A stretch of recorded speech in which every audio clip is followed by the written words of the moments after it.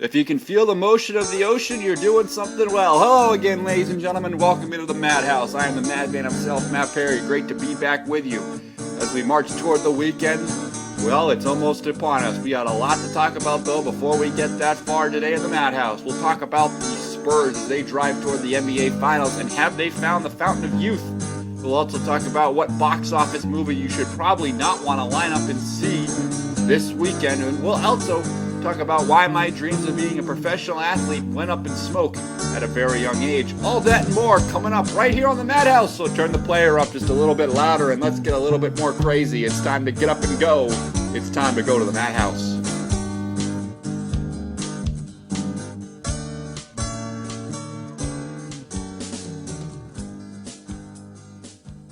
While a lot of NBA fans right now crane their attention on the Los Angeles Lakers versus Oklahoma City Thunder series and the Boston Celtics versus the 76ers series, they are missing right now what could be one of the biggest stories of the NBA playoffs. The San Antonio Spurs are up 2-0 against the Los Angeles Clippers on the strength of their victory last night out in San Antonio. A lot of people were wanting to cast off the San Antonio Spurs for the same exact reason that they wanted to cast off the Boston Celtics. Here's a team with three superstars who are rather aging in Tony Parker, Manu Ginobili, and Tim Duncan. Just like the Boston Celtics' now aging big three of Kevin Garnett, Paul Pierce, and Ray Allen. In the NBA, when you hit the age of 30, you are considered old, past your prime, and more than likely on the downslope of your career. However, one thing to note is that the Spurs and Clippers have the same average age. They are 27 years old team average. That is the lowest average for the Spurs in the entire Tim Duncan era.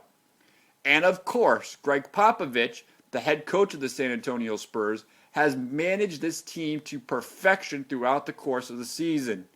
He's pulled back on Duncan, Ginobili, and Parker's minutes and played the younger guys to get them experience. This has been the way that the Spurs have existed for years. They've surrounded players like Duncan, Ginobili, and Parker with a solid young nucleus, almost in the same attempt that the Oklahoma City Thunder are doing.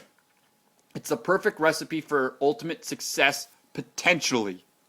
If the Spurs can get by the Clippers, it will more than likely set up a matchup between the Spurs and the Oklahoma City Thunder, a matchup in which critics would absolutely love to see in the NBA. Take the youth of the Oklahoma City Thunder and the vibrancy that the Thunder bring to the NBA and match it up with potentially one of the best players in the NBA in the last 15 years, in Tim Duncan.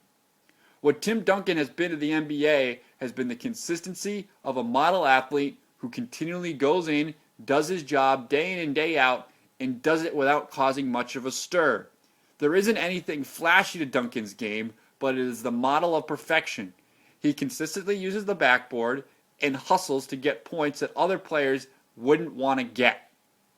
Duncan could be the player that Kevin Durant grows into, but only time will tell on that. I personally am hoping for a Spurs-Celtics series to show that age is simply just a number. And isn't 27 a lot younger than 30? If this proves to be the ultimate case, the NBA season cannot claim that this was a wasted championship because of the shortened season. In fact, if you look back to the last time there was a shortened season, thanks to an NBA lockout, who won the NBA championship? You're right, the San Antonio Spurs.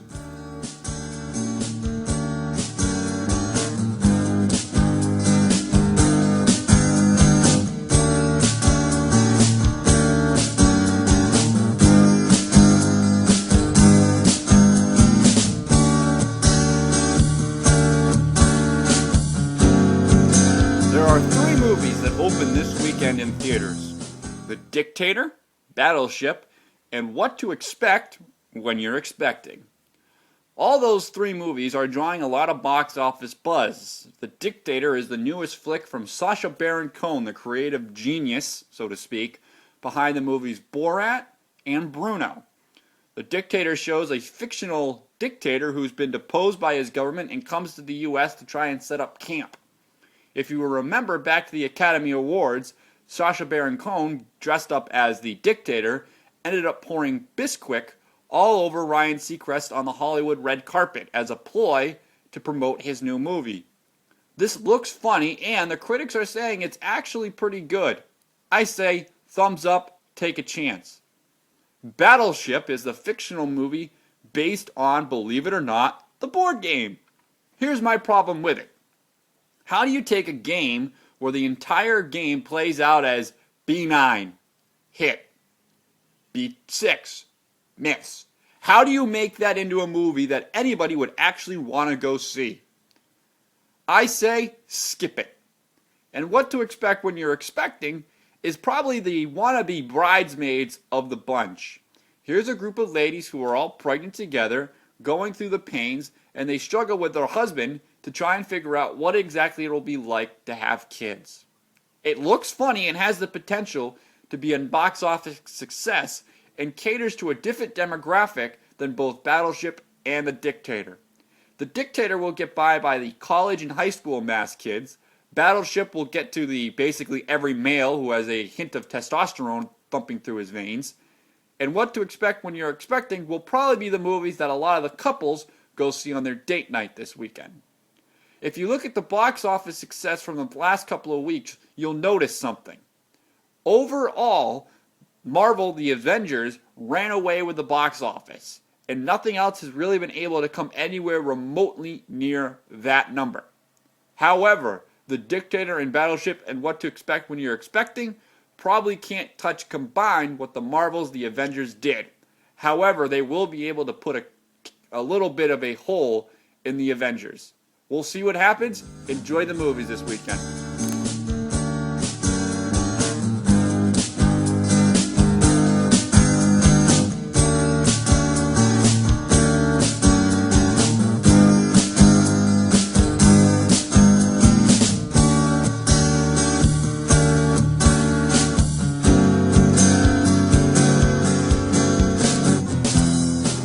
When I was younger, I used to imagine a life playing basketball at the professional level.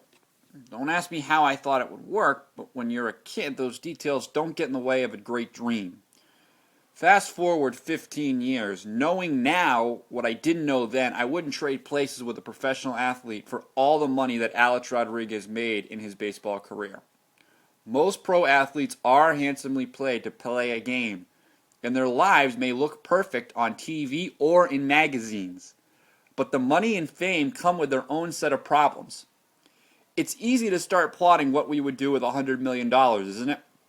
Right now I'm thinking about buying a house. I could pay off and make sure that my family is set for life. There are some home improvements that could be made on my mom's house, a boat, a trip to Italy, and some charitable organizations I'd like to support.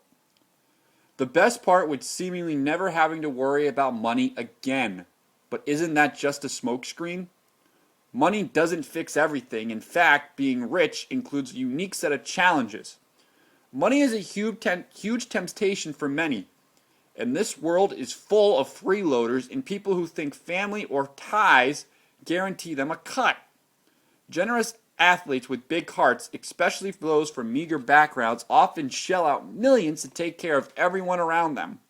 Or the dollars burn a hole in their pockets and they go crazy, spending like there's no tomorrow. Incredibly, how many athletes who earn millions end up broke because of poor choices, poor management, or poor relationships? It's just hard enough to know who to trust in this world, but the rich are a magnet for the greedy and those with less than noble intentions. My friends might tease me or they might call me soon to be famous, but of course I'm not. There are only a very small percentage of people who might listen to sports radio who would even then recognize my name. While my Facebook and Twitter bases will hopefully grow, they will not ever be anything like the 3.4 million people who follow Chad Ochocinco. I cannot fathom that kind of notoriety or the lack of privacy that may come with it. I take great pains to protect my privacy by keeping my family anonymous and by hiding as much personal information as possible. I am also careful with my posts on social media, knowing that once I publish them, my words can never be permanently deleted. Again, I am not famous like a pro athlete who have to stay on guard all the time. Everything they say, tweet, or post, everywhere they go, everything they do, and every mistake they make ends up a public record. They live most of their lives in a fishbowl, and very little remains sacred in today's culture of smartphones equipped not only with cameras, but video and instant internet access. Google, YouTube, and the 24-hour news cycle make it impossible to fly under the radar as a star athlete. After hearing about the shocking death of former NFL linebacker Junior Seau, I spent time thinking about the pressure on pro athletes. Here was a man known for his wide smile, boundless energy, passion for football, commitment to his community, and a successful foundation, shot himself to death. The pressure to cultivate, promote, and maintain a reputation with mass appeal must be overwhelming. Pro athletes are deemed heroes to be worshipped and obsessed over. They are not supposed to have flaws in here or weakness. Maybe that's why Junior Seau did not want to reach out for help, why he didn't even tell his family or the closest friends that he was struggling. The pressure to perform doesn't end when a pro athlete retires. Maybe the adrenaline rush of nailing the game-winning shot or tossing the touchdown pass to win the Super Bowl is unmatched by anything in my life. But I'll happily take what I have right now and the relative anonymity.